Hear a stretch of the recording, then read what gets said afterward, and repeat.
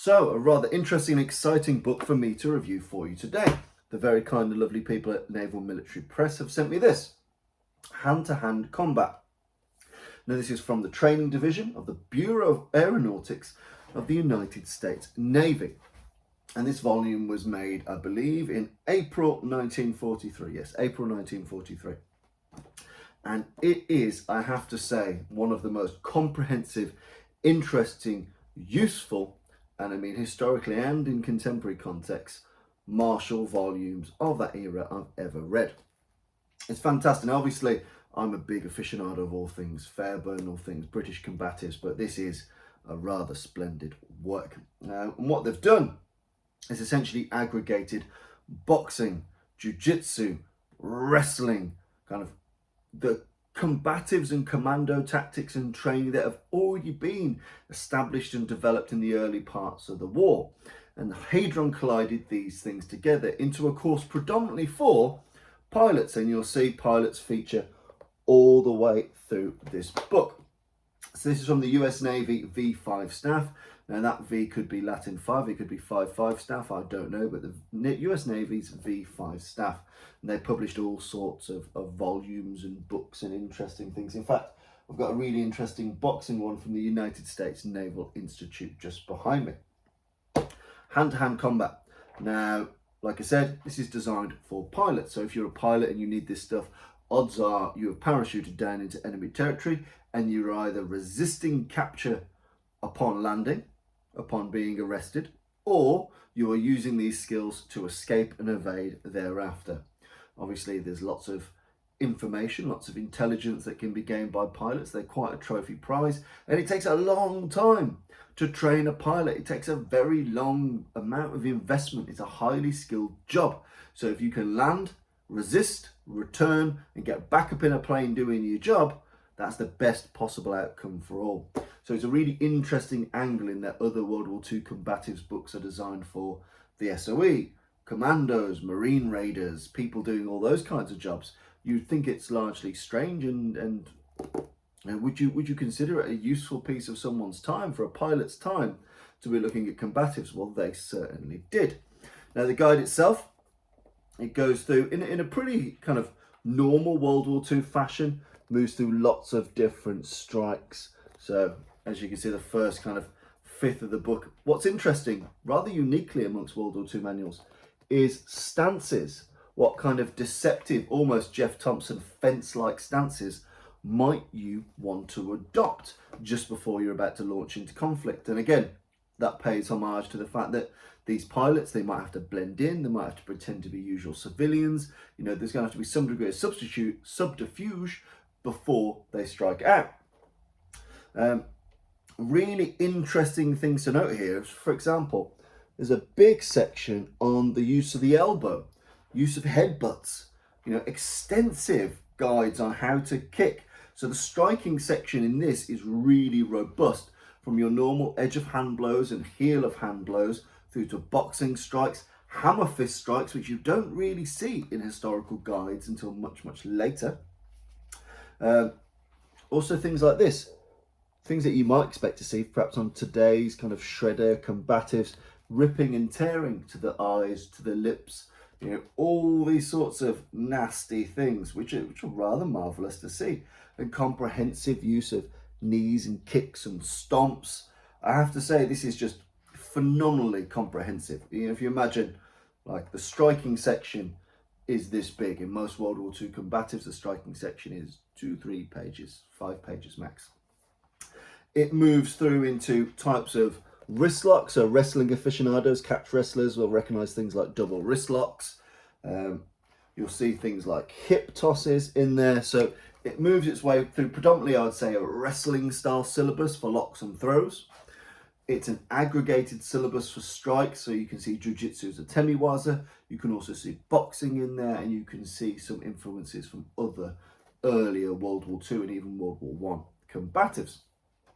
Moves its way through simple strikes, throws, locks, and then, as you can imagine, responses to types of attack. So for here, responses against rushing attacks, you know, what to do if people are trying to tackle you, what to do if people are trying to choke you, what to do if people are trying to strike you.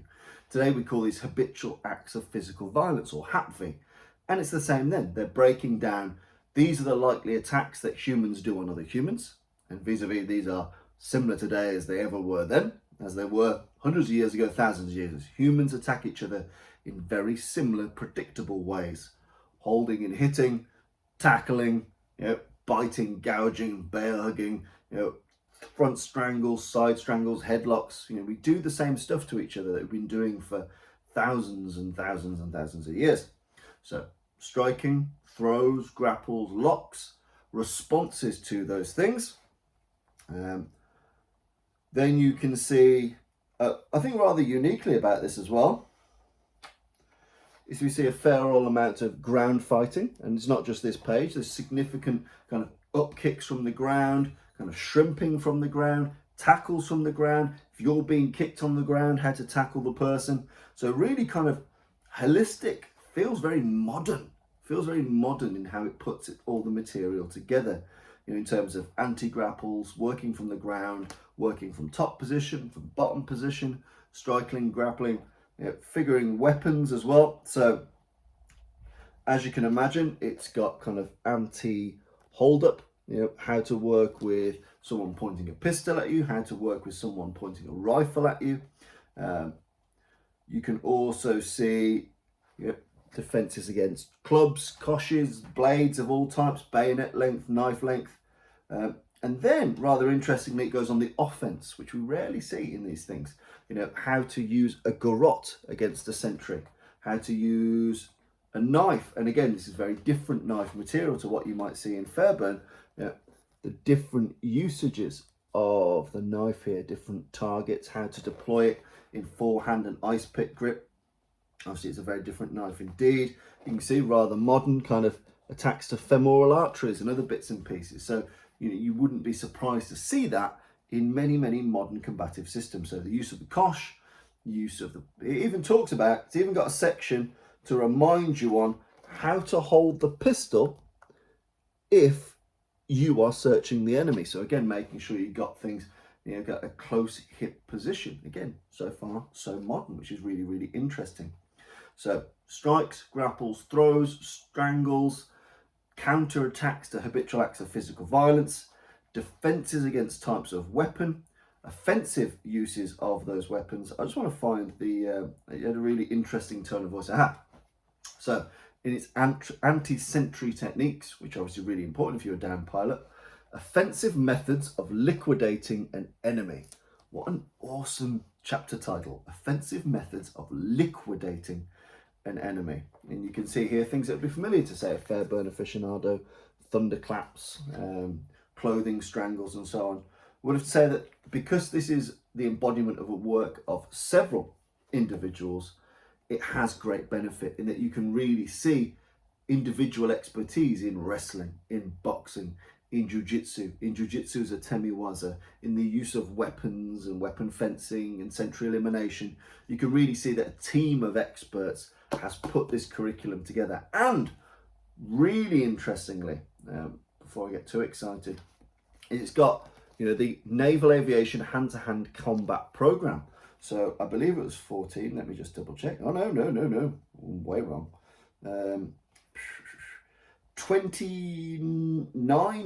30 lessons. 30 lessons that are broken down into what to teach, how to teach, what equipment you need, what learning outcomes there are. So if you were to ask me, what could you pick up to train with, to experiment with World War II combatives, I have to say that having a very comprehensive guide with 30 lesson plans in it, great photography and a really robust curricula, you couldn't go too far wrong than going ahead with hand-to-hand combat. I mean this very honestly. This is a really awesome book. I have to date only ever seen dodgy online versions, and it didn't tickle my pickle. It didn't fascinate me. Having it now together, consolidated in this book with great quality imagery, big type that I can understand, it's easy enough for me to put down in the dojo and train with. It's such a comprehensive text full of so much brilliant material. It's so diverse and so useful today as it would have been historically. I cannot recommend enough hand-to-hand combat. by the US Navy V5 staff team. And what a team they would have been, because if you're a pilot and you'd gone through those 30 lessons, you are very well equipped to face many of the things that life might throw at you. So go out there, I'll put a link in the description, or if not, go to the Naval Military Press and search for hand-to-hand combat. Look for this cover and get it, because it is awesome.